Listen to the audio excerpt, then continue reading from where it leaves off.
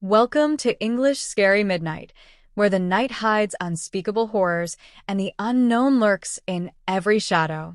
Tonight, we take you inside St. Vincent Hospital, where a young nurse begins her first night shift, unaware that she's stepping into something far more sinister than she could ever imagine. Emily had always wanted to be a nurse. Helping people, saving lives, it was her dream. But no one told her that working the night shift came with its own kind of darkness. The hospital was eerily quiet at night. The usual beeping of machines, the distant murmur of an overnight patient, the occasional moan of someone in pain. But there was something else. A feeling, a presence. Before her shift began, Dr. Harris, the senior physician, gave her a warning. His voice was calm but firm.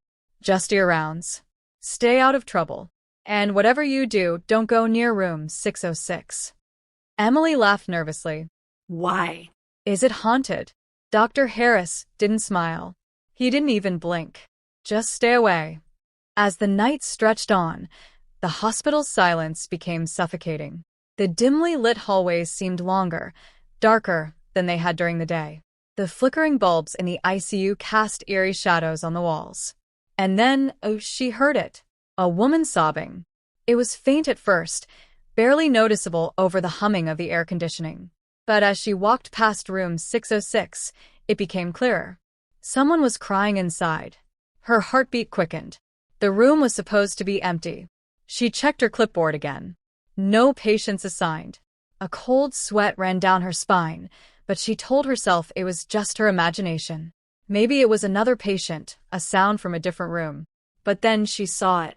A shadow moved behind the frosted glass window of room 606. Her breath hitched.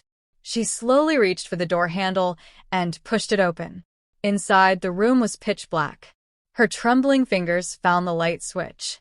The bulb flickered, struggling to stay on, casting long, distorted shadows across the walls. And then she saw her. A woman sat on the hospital bed, facing the wall, her back hunched, shoulders trembling. She wore a patient's gown, her hair long and disheveled. Emily took a hesitant step forward. "Ma'am, are you okay?" No response. She took another step. "Can you hear me? Do you need help?" Slowly, painfully, the woman turned her head. Her eyes were sunken, hollow, completely black. Her lips stretched into an unnatural grin, revealing cracked, bloodied teeth. Then in a low, distorted voice, she whispered, "You shouldn't be here." The lights flickered violently. And then she was gone. The bed was empty. The room silent. Emily stumbled backward, gasping. Her hands were ice cold, her breathing shallow. The air around her felt thick, suffocating. She turned to leave, but then a loud, unnatural laugh echoed behind her. She ran, slamming the door shut behind her. The rest of the hospital was normal. The nurses at the reception were chatting. The janitor mopped the floor like nothing had happened. Had she imagined it? She tried to shake it off. Maybe she was just tired. Maybe the long hours were getting to her. Then the phone rang. She glanced at the caller ID. Basement level. Her stomach twisted. The basement had been abandoned for years.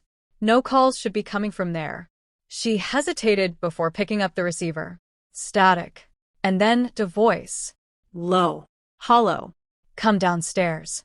The line cut dead. Her blood ran cold. The elevator dinged. The doors slid open on their own. She swallowed hard, her instinct screaming at her to turn back. But something pulled her forward. She stepped in. The doors slammed shut.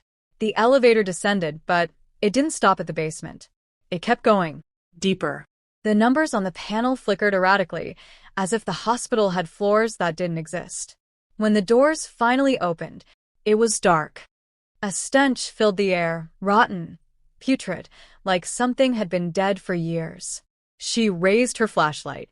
Rows of abandoned hospital beds, their sheets stained dark with old blood.